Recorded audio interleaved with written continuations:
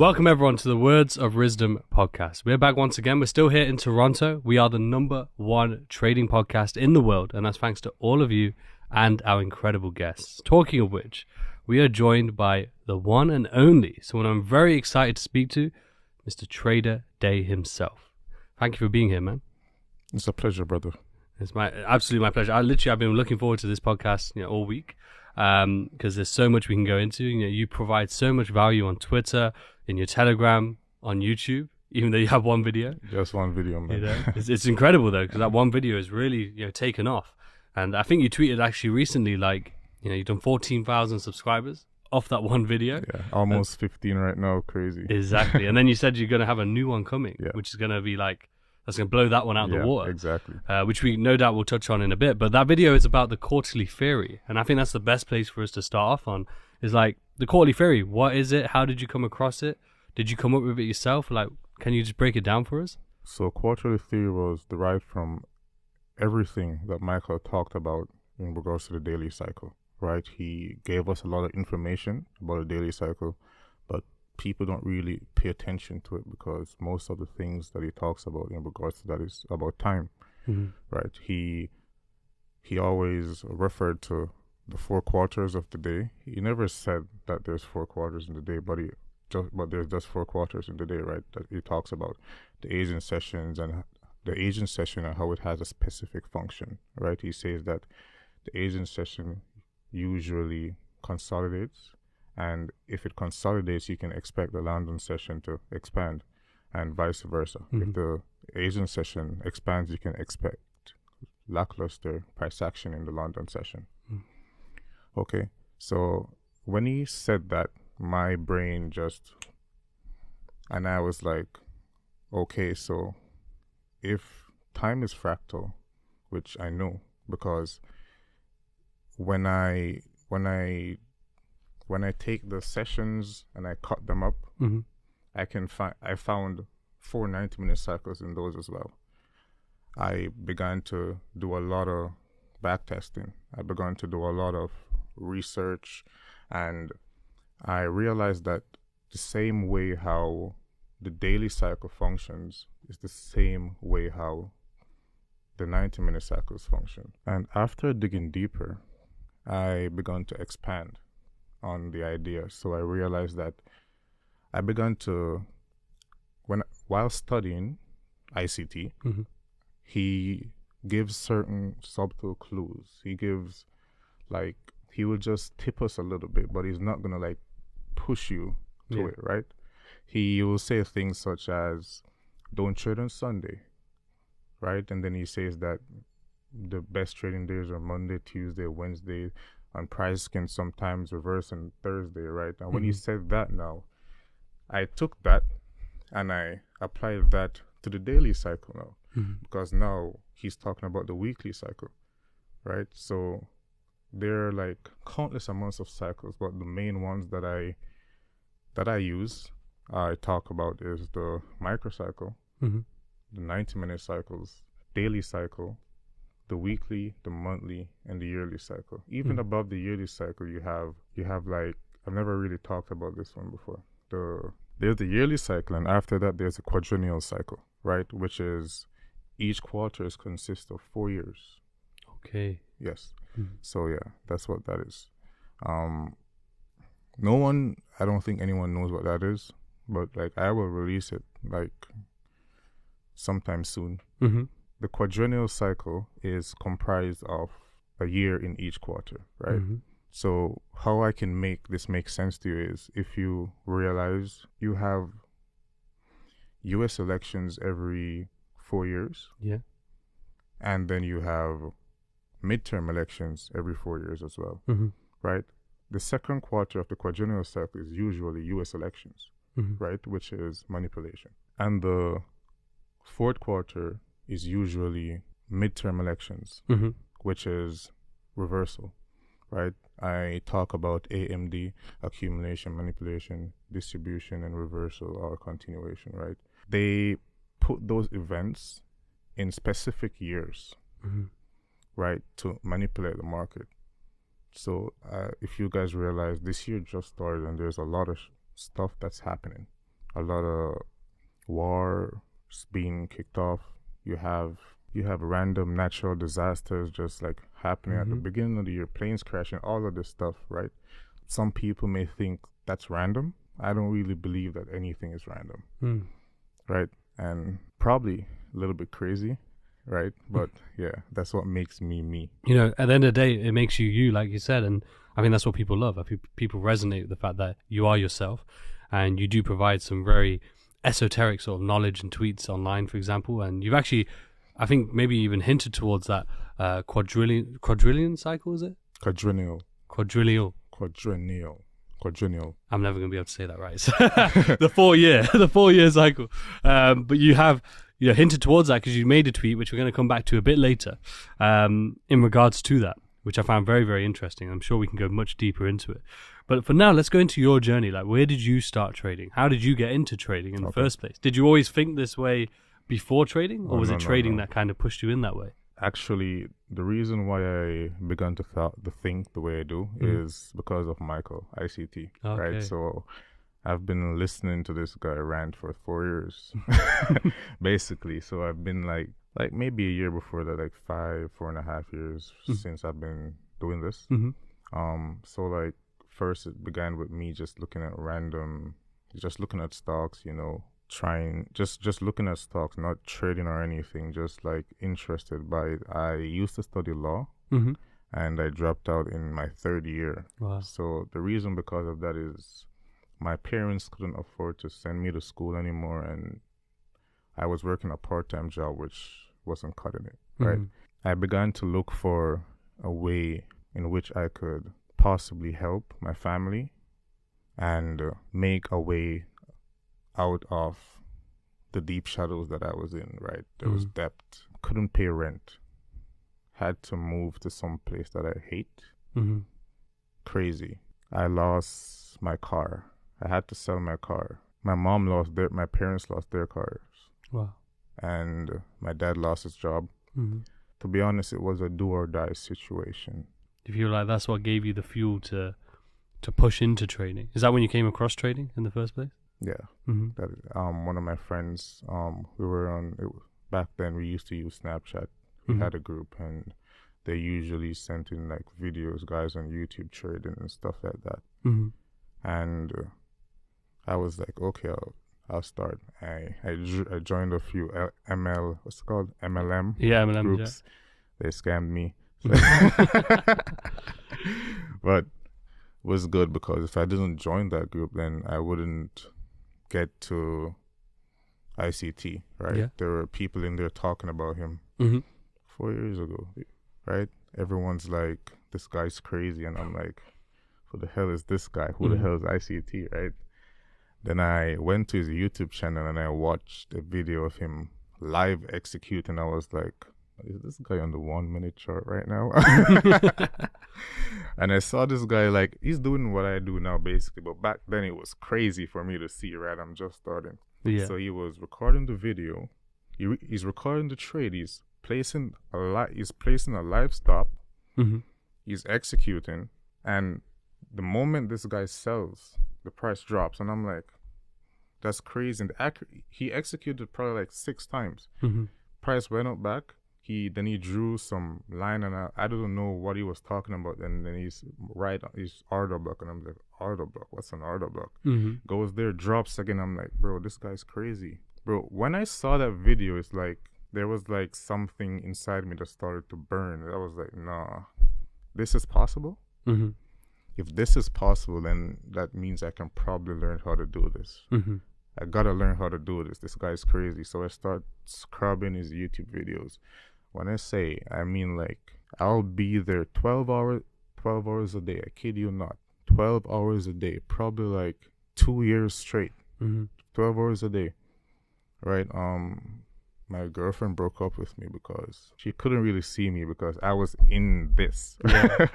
And I lost basically all of my friends right now, like probably all of them because of this, right?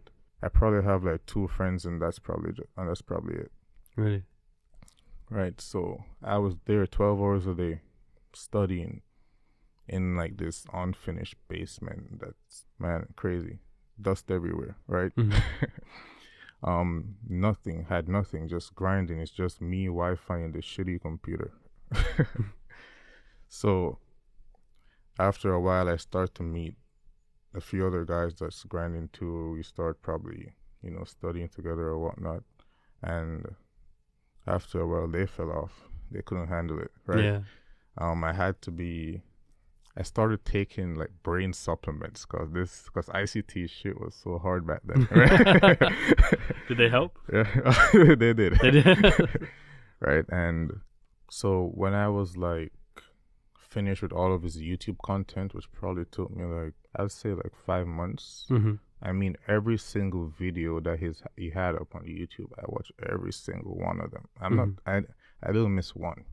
Every single one, I watched them religiously, right? Because like deep down, I knew that this was the truth. I knew that this worked, right? Because like I met other guys, like they had like some people that were they had like some ICT groups and people posting their charts, right? And then these guys post before, after, they're like executing on it, and I'm like, well, these guys are crazy. And I'm like, contacting him, bro, how do you get like this? He's like, you just gotta, same thing I tell people, submit the time. Right? You just gotta submit the time. Those guys don't know where those guys are right now. So it's like 5 months of watching the videos. 5 months watching the videos, no profits, no nothing, no money. I wasn't even thinking about money really. It's just like, I think I had a passion for it. I loved it. I really liked it. And then ICT thought so deep, right? He's like telling you some things that are like crazy. You just listen to like the rants and everything. I remember this guy even talked about, I remember before COVID happened, I kid you not, like, don't know if it's a coincidence, whatever you guys want to call it. So before COVID happened, I remember this guy, I knew someone that was in his private mentorship back then, and they were showing me screenshots of him talking about this disease that's gonna come out, or this virus that's gonna come, and the world is gonna shut down, and make sure that you have gas in your car, make sure that you have food and everything. Food. Yeah. He even talked about toilet paper. There was a toilet paper problem, right? And literally, I remember like 2020, then COVID just happened. I was at work and they sent home all of us, and I was like, wow, this shit really happened, right? And I just started to shake as I'm like, how does this even make sense, right? And for a while, it kind of bothered me, and then after a while I realized that maybe it's true, nothing is random. But then I started to dig deeper in the charts, right? I started to try to correlate like major events and price action. So like, even for example, when I looked at, if you look at 9/11 for example, the exact date, and I look at the dollar index, I see the dollar just crashed, and I'm like, okay, when COVID happened, the market crashed. The market just crashed, took liquidity. That's when like a lot of people got rich on Bitcoin, right? I remember seeing Ethereum at $150, $200 back then. It was crazy, right? And yeah, price dropped, took liquidity, and just rallied. I used to believe that the markets rely on fundamentals. So like, news and, world events and stuff like that. But honestly, right now, I think that the fundamentals rely on the markets.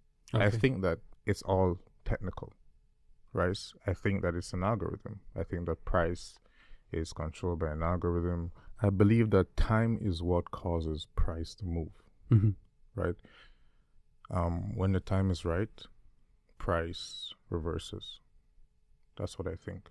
Going back to quarterly theory, ICT's content changed the way how I think, and it changed me as a person, right? Just listening to him, it made me realize that certain things are not as important as they are, and other things are more worth your time. So using that sort of information, and as you say, like ICT changed you as a person, you're listening to these things, you're seeing these events happen, you're starting to realize that, sort of time in the market seems to be a very important thing. It's the most important thing, in my opinion. So I believe that time is more important than price. If you look at a chart, there is not just price on a chart. It's not just price. Price is on the y-axis, but on the x-axis, you'll see time as well. People just pay attention to the y-axis, which is price. But even in basic math, we know that x is the cause and y is the effect, right? So that resonates with me because, like, I was pretty good at math, like, from a young age coming up, which is probably the reason why quarterly theory just basically presented itself to me. Would you say that the focus on time and the quarterly theory is what made you profitable, or were you profitable before sort of making that realization? Before quarterly theory, I was already profitable, right? I was already trading, but quarterly theory is just, it's on another level, right? Its precision is crazy, and to me, I think it's mind-blowing, because if I had known this 4 years ago, I'd be crazy. I don't know. When did you sort of like put this together in terms of quarterly theory? Quarterly theory, I had it around for, like, I'd say probably, I've had it like 2 years, but like in the work, just working on it. Didn't have a name, but I was just trying to get the time pieces together, right? The cycles, making them work. Like, for example, the 90-minute cycles, like I was even looking at different, like 30 minutes, 25 minutes, just trying to make it work, back testing it, looking at where price moved the most during those periods of time, scrubbing charts, going through years of data, right? Looking at which weeks of the month price has the most news events, stuff like that, where we can expect manipulation, testing out the theory, making sure that it works actually, not as, something bogus that doesn't work. Because if you go in your charts, you'll see that it works. I can't fake that, right? If you go there, you look at, if you're trading during the New York session and you use the 7:30 true open of that session, you'll realize that price does what I say that it should do, right? And I got that concept, of course, from ICT. The 7:30 true open. No, I got the true open concept from him, but he just gave us one. He gave us the true day open, which is 12 a.m. But I used that and reverse engineer. I got the true opens for every session. I got the true open of the week, the true open of the month. I got the true open of the year, the true open of the quadrennial cycle, and I have a lot, and so on. In terms of like true open of sessions, for example, what would that be in terms of time? That would be 1:30 a.m. London session. For the New York session, as I just said, 7:30 a.m. For the afternoon session, that would be 1:30 p.m. And if you're if you're treating the Asian session, which is not a smart thing to do, then that would be 7:30 p.m. And the reason why it's not a smart thing to do is due to the fact that there is very low volume during the Asian session. And that would all be like based on Eastern Standard Time? Yes, yeah. Eastern Standard Time. Why those times then? So like most people would think the New York session, as an example, would be 8 a.m. Eastern Standard Time. But you're saying it's 30 minutes before. Yes, 30 minutes before due to the fractality of time, right? Because we're working with quarters, right? Just like how there are sessions of the day, every year has 4 quarters. That's widely known, Q1, Q2, Q3, Q4, right? Even our seasons, we have 4 seasons. We have winter, we have spring, then we have summer, then we have fall, right? It's something that I think is very deep. And last year, Michael introduced something else that got me thinking, which even strengthened the concept that I already had in my mind. Was that the silver bullet? No. What was it? It was when he started talking about playing cards, right? He said that there's 52 cards in a deck, and there's 4 suits in each deck. And when he said 4, and I was already on on my wall, I was like, okay, this is crazy. And then I started to do a lot of research, and then I'm like, okay, I already had the concept, but this just strengthened it. And he said that it would be in his book or something like that. I was like, this guy already knows this. He knows this, but he doesn't want to tell anyone about this. He has stated that he teaches this hard on purpose, right? He doesn't want anyone to get it that easily. Even his 22 mentorship, there is a lot of ambiguity with that model, right? You can make money with that model, but there's a lot of ambiguity because it's not going to work unless you apply it in the right direction of order flow. And you need other things outside of what you talked about right there to be in that position. So what would you say? So obviously timing is a very important one, as you've already mentioned. There's been like a debate on Twitter a bit about time and price. Some people saying you only need price, you don't need time. And obviously yourself actually recently tweeted about you only need time. And time is the most important aspect. What are your thoughts behind that? Obviously I can imagine, in terms of timing being important for yourself in particular, but what are your thoughts in terms of that argument of, you don't need time, time's not important, only price matters? Well, in my opinion, to each their own. If you can make money with indicators, do it, right?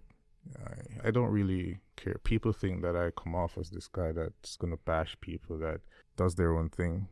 No, I don't really care, to be honest. And I'm happy for you if I just want to see that, you're helping people, helping your family. You're not trying to cheat people or stuff like that, right? But in terms of that argument, I know that time is more important than price. Some of Michael's concepts don't work until you mesh time with price. For example, you have his imbalances. You can't just use a FVG with looking at one time frame. It's not going to work. You need 2 time frames, right? So there is like a process of time synchronization that price goes through, where price will pull information from different time frames. So you have, for example, the 1 minute time frame. You need a base of 15 minutes. You need a 15-minute imbalance to actually see a reaction. So you need that correlation there. Yes. And the timing is the thing that correlates. So that's the thing that usually messes people up, because new ICT traders, they go in price and they just try to buy into every FVG or try to sell in every FVG, but they're just looking at one time frame, and you can't do that. What would you say then would be beneficial? Because obviously there's so many traders who are coming across ICT, whether they're new traders or people who are experienced and trying to make the switch to ICT concepts. What would you say that the best advice you could give them to try and give them the best start, if you will, and what to focus on so that they can have the most progress? Okay, what to focus on to have the most progress? Don't focus on order blocks, breakers, or anything like that. Focus on imbalances, right? Learn the different types of imbalances, what they are. The balanced price range, inverse fair value gap, the regular fair value gap. Learn what those are. Study them. Study highs and lows. You even have different types of highs and lows. For example, you have like single highs, equal highs. You have diagonal highs, like highs that form like a slope. You can expect price to gravitate to those more than the ones that I referred to before. And of course, focus on time, right? So I literally gave everyone something that will fast track their studying in regards to ICT. I have a lot of charter members that come to me and they're like, bro, before knowing this, I wasn't profitable. I couldn't trade, but I knew that I missed something. But this is crazy. But you've had like chartered members, say that it's been beneficial to learn Oh, about the quarterly theory. a lot. Mm-hmm. A lot. I probably can't count all of them. Like even right now in my Telegram groups, probably like over 1,000 or there right now. Wow. That and I have hundreds of messages in my Telegram. People, these long ass paragraphs. I read them, but I can't reply to them all. But to everyone, I appreciate your words, and there's more coming. Definitely. Well, I'm sure we're all excited for that. And how does it feel though to go from where you were? So as you mentioned, having to leave law school, having no job, learning in a sort of a half-built basement, if you will, and then now to having such a big impact on the industry and having such a huge impact on traders, really opening their eyes to the timing in the market. I think that you get what you put in, right? So you reap what you sow. And I remember that I sowed a lot. I studied for months upon months, right? There were tears in my eyes sometimes, sometimes I was hungry. I haven't eaten for like 2 days. My mom's calling me. She needs money. I don't have money. I can't answer, right? She's like, you're at Canada. You don't have money. And I'm like, I couldn't be working as much as I needed to because I had to be studying. Right, so I sacrificed a whole lot. How did it feel then to, then achieve that profitability after that time, after going through those hardships? I remember the first time I had a successful trade was the top no, not the first. The first time was buying Bitcoin on the way up, right, to all-time highs, right? Probably made like, not a lot, probably like $17,000 or something like that. And that really changed my life because with that money, I wasn't paying a lot of rent. So for like the next year, I could use that money, cover my rent, which was just the most important part. I could be buying food. Like I was just eating like ramen and literally like tin fish and rice, ketchup. And I was able to, help my mom, which is the most important thing. She's why I really go into this. I have a younger brother and sister, them too, and my dad. So it felt amazing, actually. And then after a while, I saw people on Twitter. I started to tweet, and I started to get a little bit of attention. I remember I had like 100 followers, and I was like, wow, this is crazy. 100 followers, right? And then and then I remember Bitcoin being at like $50,000-$60,000, and I started to get bearish, right? Because even back then, so back in 2021 November, that time I already had the true year concept in my mind, and how I use that concept is above, I will be looking for sells, right? So above that particular open of the year, which was April, the first Monday in April, actually, to be exact. And if price is below that, I would be looking for buys. So price traded above that, it cleared all-time highs, and then I immediately, I got bearish. And I believe that I was one of the only guys on Twitter at that time. Probably had like 1,000 followers at that time. Being bearish on Bitcoin. The majority of people were bullish. I even had some friends of my mom calling me, telling me that they're buying Bitcoin, right? And like I got so bearish. I'm like, these people know nothing, and they're here talking about Bitcoin and Ethereum and stuff like that. I had around $9,000 left then, and when price was trading at around, I'd say $64,000, I made a risk, which I probably shouldn't have made. But everything happened for a reason, and it ended up that I was correct. I was there. I remember telling everyone that. I remember tweeting some outrageous tweets like, I know what's gonna happen back then. Like when I go back and look at my tweets, I'm like, wow, why am I tweeting like this? Right? But like I had such strong convictions right? And then I had to make it. I had no choice. Mm-hmm. I need to do this. My mom is she's she's on my back. Everyone is on my back right now. I gotta do this. So I probably risked like $9,000, 10x trade, and it just dropped. I remember when it dropped down to like $40,000, I made another tweet saying that if price goes to all-time highs before 28,000, I'm gonna send everyone who retweets is $100 or something like that, right? And then everyone was laughing. They're like, "Okay, you're gonna pay us," and then a couple months after, 28,000. Mm-hmm. So I think that's one of the main things that I'm known for, which is Bitcoin, which is funny actually because that's not my favorite asset. Really? No, I think I mostly talk about it because it's what people like, Mm-hmm. I guess. But personally, I trade futures. I love the Nasdaq, right? Okay. I'm on that under 15 seconds. Like, Really? it's crazy right now. It doesn't, to a normal person, it doesn't make sense. Mm-hmm.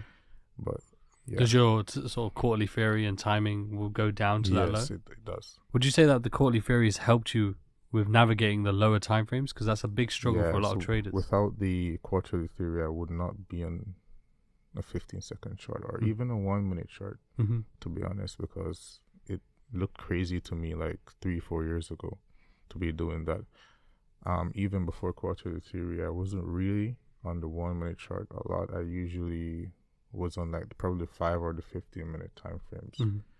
But quarterly theory, it really helps you to navigate lower time frames, and it really helps you to get a bias on the market. And with that short trade on BTC, how much did you make out the back of that? I don't really like talking about money, right? I'm guessing it was a good trade. Yeah, probably. I came out early, so I'll just say like 50,000. Wow.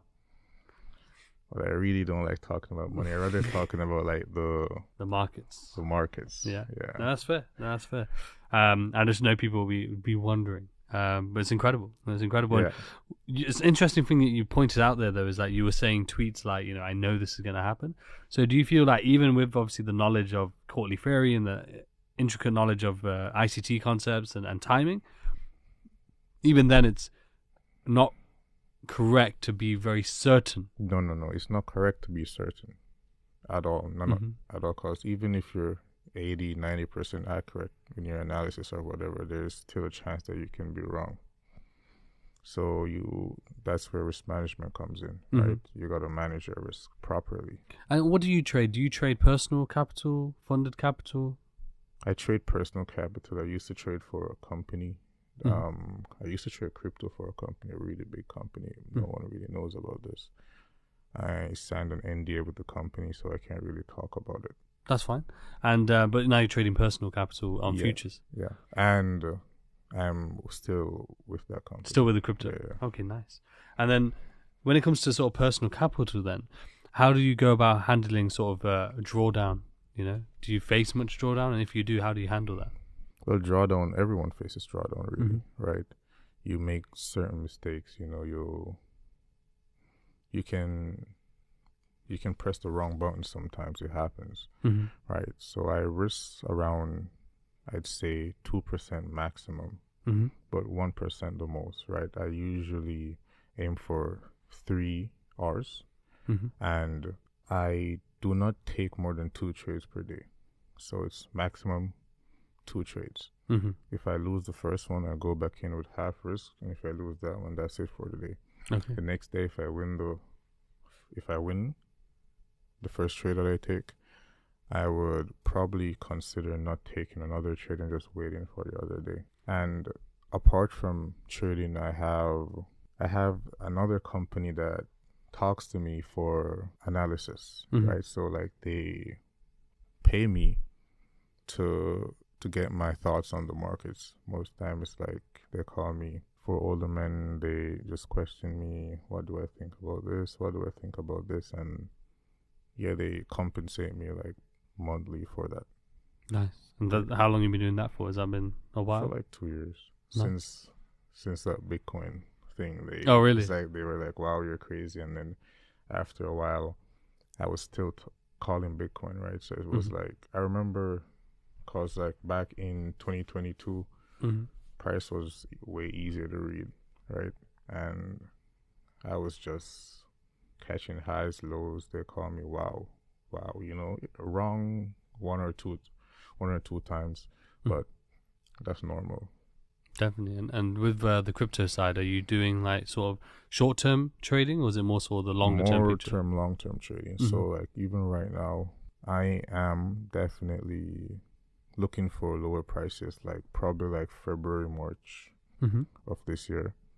Right. So do you think we'll get to all-time high, or do you think we'll go short before then? I don't think so,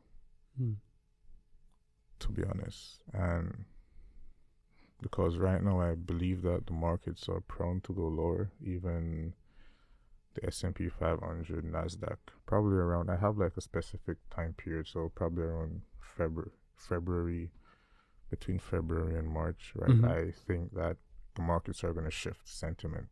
Okay. Because you mentioned earlier about the true open of the year, and you mentioned April, the first Monday of April. Was that the true open, or was that something else? That's the true open of the year. Right? Why is it that time? Because it's the beginning of Q2, to make it easy to understand, right? So you have the first quarter, second, third, and fourth, right? It doesn't matter which cycle you're looking at. The beginning of Q2 will be the true open. Okay. And that's just how I believe that they program the algorithm to function.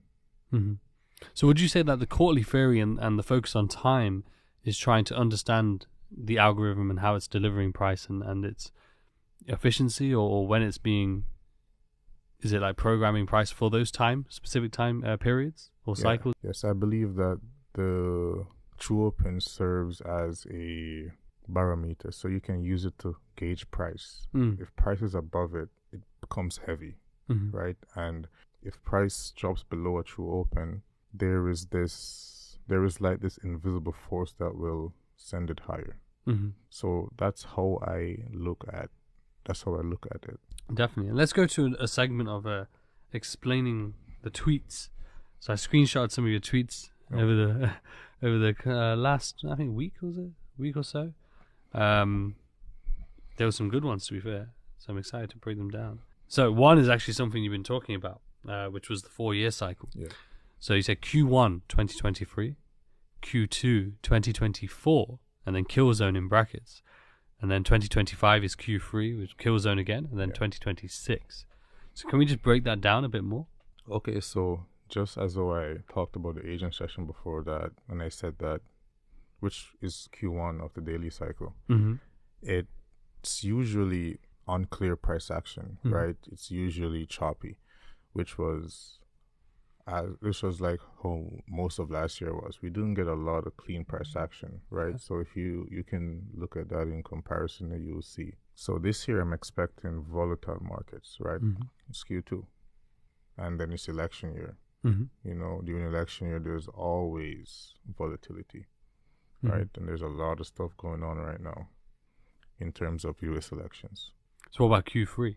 Q3 is distribution. So this year should be manipulation, and then Q3 should be distribution. So Q3 should be even more volatile than this year. But this year will still give clean price action.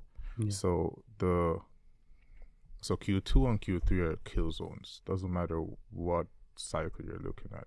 They're kill zones. Those are the best times to trade. And you can even find the kill zones within kill zones. So you can be like Q3 within a Q3 within Q3. Will always be the best time to trade. For example, during the week, Q3 would be Wednesday. Within that higher time frame, Q3, you will have the New York session. And within that, you will have 9 to 10 a.m., which is the best time to trade. If you're trading futures and you focus on 9 to 10 a.m., you will see wonders. Every day you will find something to do. So taking that logic, then it would be like, so Q2, for example, is this year, and then kill zone again, or the best time to trade, would it be between Q2 and Q3, as in the quarters of the year? Yes. Yeah, and then yes, that's it. So moving on to the next tweet, you kind of talked about it just briefly before, actually. So one, it says, got stocks, crypto, take profits while you still can. So essentially what you just referred to is Yeah. you're expecting volatility and Yeah. shorts, because even here it says sentiment shift Q1 of 2024. Stocks, Yes. crypto, FX, look for it, high probability. Yes. So when I talked about if you have stocks, crypto, take profits, I actually saw that it would do that. So that's why I literally tweeted that the day before, right? And then it slumped around 10% on some platforms, 8% across many, right? Around 400 million got liquidated during that time. So I was answering some questions in my DM. Do you think I should buy now? I see all of them, and I was like, no, don't buy this right now. We're gonna slump. Definitely. And then, but overall, stocks, crypto, it doesn't make sense, in my opinion, to be buying right now. Right? You're buying at a level that everyone and their grandma is trying to buy right now. Everyone is bullish, right? You have news about ETF all over the place. I anticipate bearish price action, basically. And I'm already bearish like before that too. It's just that adds confluence, right? So everyone is bullish, and then my analysis is saying that do not buy anything right here, right? There might be a last push or whatever to get more people in, you know. That's one thing you mentioned. I think it would slump. Have one more stop hunt. Yeah, I mentioned that it would slump, which I already did. Had one last stop hunt and then just fall. Interesting. So I'm looking for the fall to happen around, as I said, around next month, March. February, March time, yeah. February, March. When do you have any sort of prediction of when you think the actual bull market would take place? I think that there will be a bull market probably. Well, the actual bull market will probably be next year, but this year you'll definitely have rallies, right? So after price falls for like another 3 months, I would say like going into the summer months, the fall seasons the fall season usually for some reason causes price to rally that specific time, right? Okay. So this year we'll have like 3 sentiment changes. One will be around February, March, as I said before, then 3 months after that, and then which will be around June, July, and then around October, around that area. Yeah, Okay, and then this is an interesting tweet that I'm actually very interested to hear your thoughts on. So this one says, our reality is governed by patterns of time, which is why history repeats itself. Big events such as US elections, World Cups, Olympics, etc. were deliberately placed within the years they occurred and will occur. Ultimately, they are just there to distract us from reality, in quotations. So the question off the back of this would be like, I know you've already mentioned the elections and midterms, but like even like the World Cups, the Olympics, these sort of events, what is it about these events that they're well timed? So I think that history repeats itself. I think that they're trying to like keep us from realizing that there is a pattern, that something that always happens, like every 4 years, every 16 years, for example, you know, you have similar things that usually happen. Basically, I think that we live in a simulation of some sort, and I think that certain events are possible black swan events are most times predictable. Okay. Because I know ICT talks about black swan events quite often. He does. Do you feel like in terms of like a COVID situation, do you think that there'll be more in the future for us? Like there's possible lockdowns or viruses that cause us to lock down? Or do you think that was like a one-off? Yeah, I think there'll be more of that. Exactly. War. And most times I talk about these things, it's not to scare anyone, but to just like get everyone to, you know, try to get the skill because it pays. You know, you can make money in different ways with this skill, right? I know people that don't trade that make millions per year by offering their analysis to big companies because they're so good, but they don't like trading, but they still make money, right? because that company has people that will press the button for them. Just give the analysis. You know, you have analysts, you have traders, and you have risk managers. You know, you're running a big firm. You need all of that. Do you yourself, do you have like a service, do you have like an education or anything? I have a private mentorship that I started this year. I haven't talked about it on Twitter. I just had it in my Telegram group. I started it. I done like 2 lectures so far already. So far it's good. Everyone loves it. But yeah, I'm not planning to bring that to Twitter until maybe 2025. Really? Yeah, I capped it at around 1,000. That's that's probably the most that I'll probably take. And right now it's already over 900, and I didn't even want 900. It's just that people keep asking me, which is the reason why I started to do it. You know, I'll see like hundreds of messages per day. Can you please do this? Can you please, we can sign an NDA, you teach me privately. Can you show me how to do this? Can you mentor me? Please, you know, then yeah, that's why. Okay, yeah, fair enough. So one more tweet, I think this is the last one? Yeah, last one. So, pay attention to how crazy this year started. You haven't seen anything yet. Even when we are further in the year and you think things can't get worse, 2025 will make 2024 seem like nothing. Try your very best to learn how to trade this year. Good luck. Yeah. So, break that down for us. Yeah. Okay, so I am not saying that the markets are going to stop working or anything like that. I'm just anticipating bad things to happen in 2025. I've done extensive research. I've crunched numbers. I've looked at past years, past decades, past centuries, and I've seen certain things that point to 2025. So even right now we have lots of rumors of wars and stuff like that. I believe that most of them will probably break out 2025, if not this year. I believe inflation will get worse.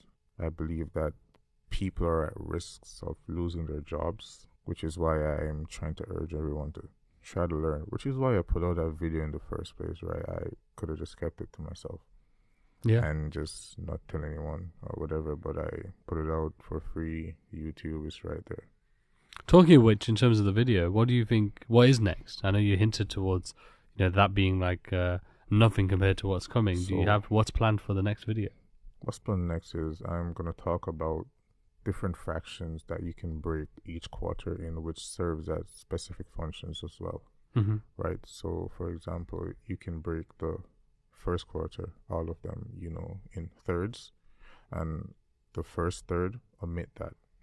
Don't pay attention to the first third. That's where you have the least probable price action. Leave that alone.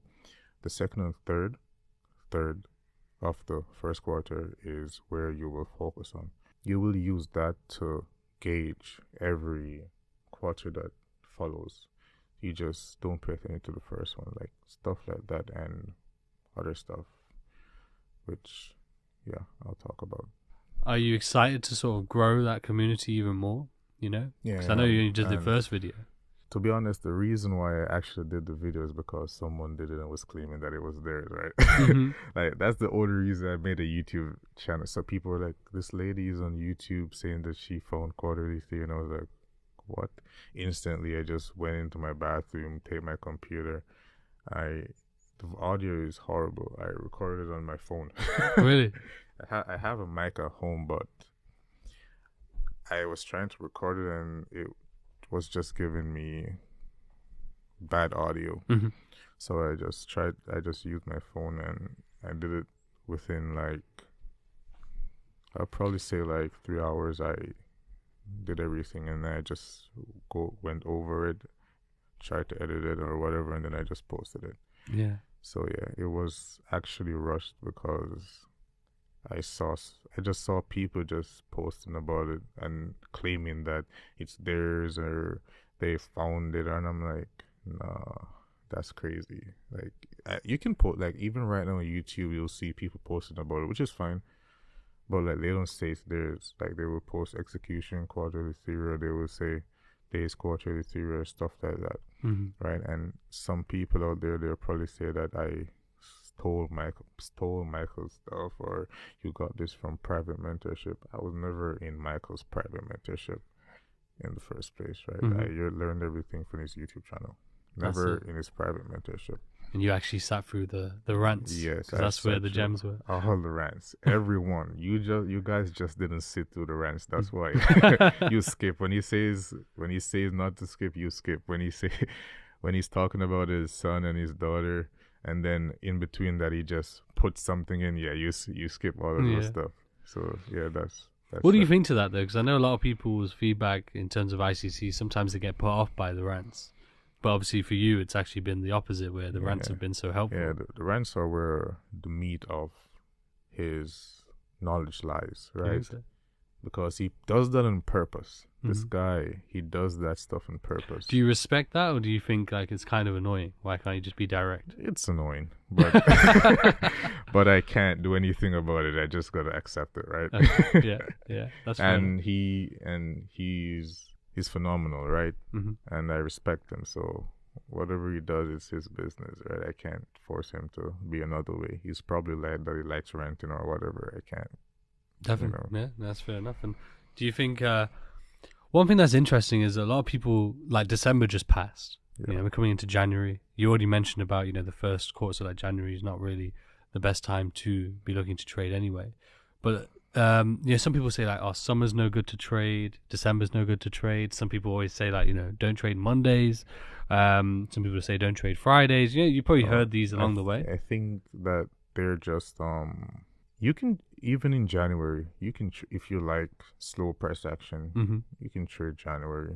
If you like slow price action, you can trade December. I believe that personally, January and December, I don't trade a lot. Right, so even right now, I just can't wait for February. January, December, just like how I just talked about the thirds in each quarter, the first third of the first quarter, you just omit that. That would be January for me. Yeah, exactly. So I don't pay attention to January. Mondays, it depends. You can trade Mondays on like the lower time frames, right? But if you're looking for a swing trade, then I'm not gonna probably look for a swing trade on Monday. I'll probably look for that Tuesday or Wednesday.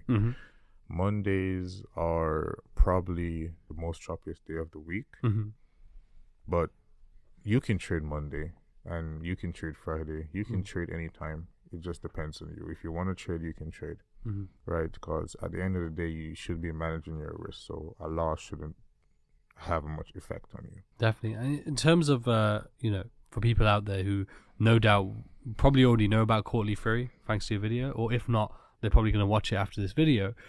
How do you utilize the quarterly theory in terms of then executing off the back of that? So you have the timing, but are you using, let's say, like liquidity? Are you using certain ICT concepts to then enter the market?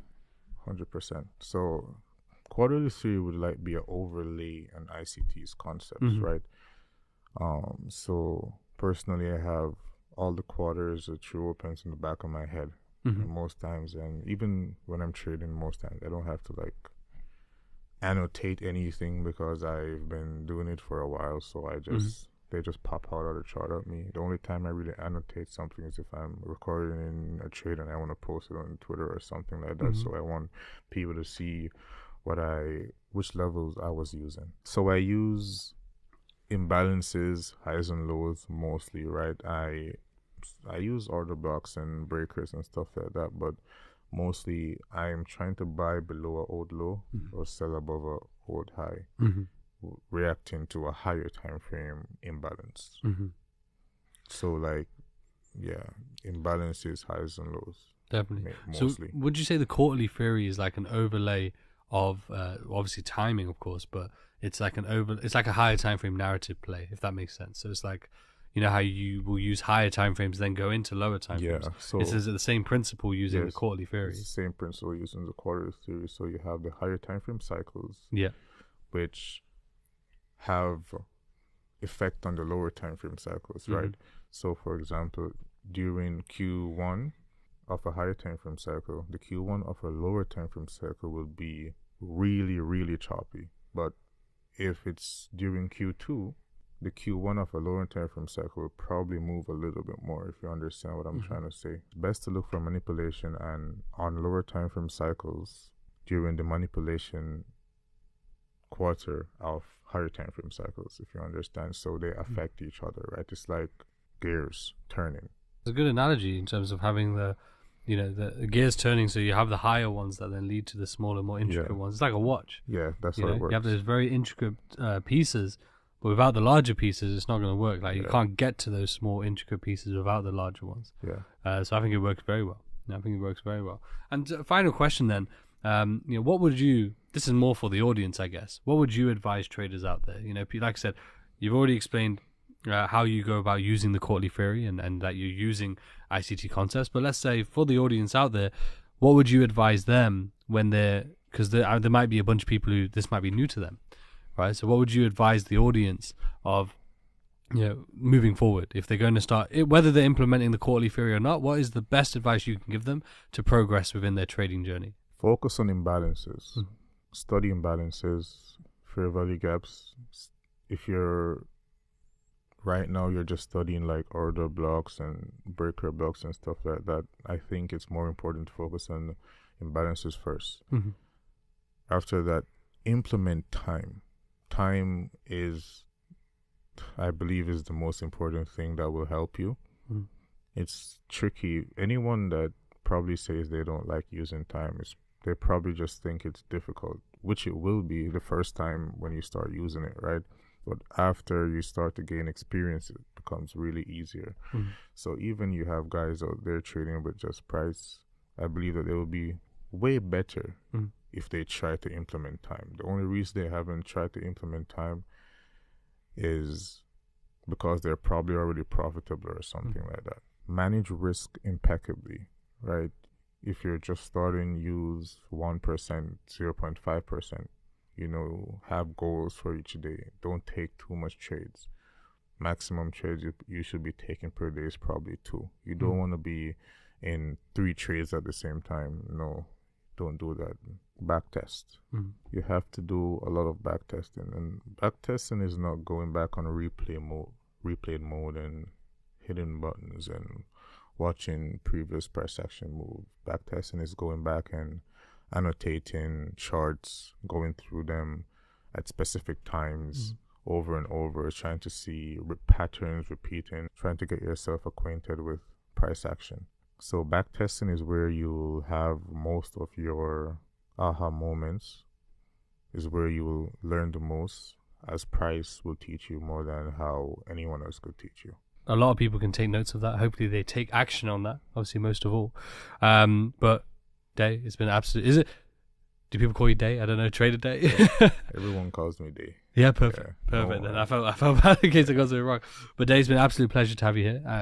I'm sure there's so much for people to take away. Hopefully we can do this again another time as well. For sure. But make sure everyone drop a comment with your biggest takeaway from this episode. The links for Trader Daye will be in the description below, so make sure you check those out as well.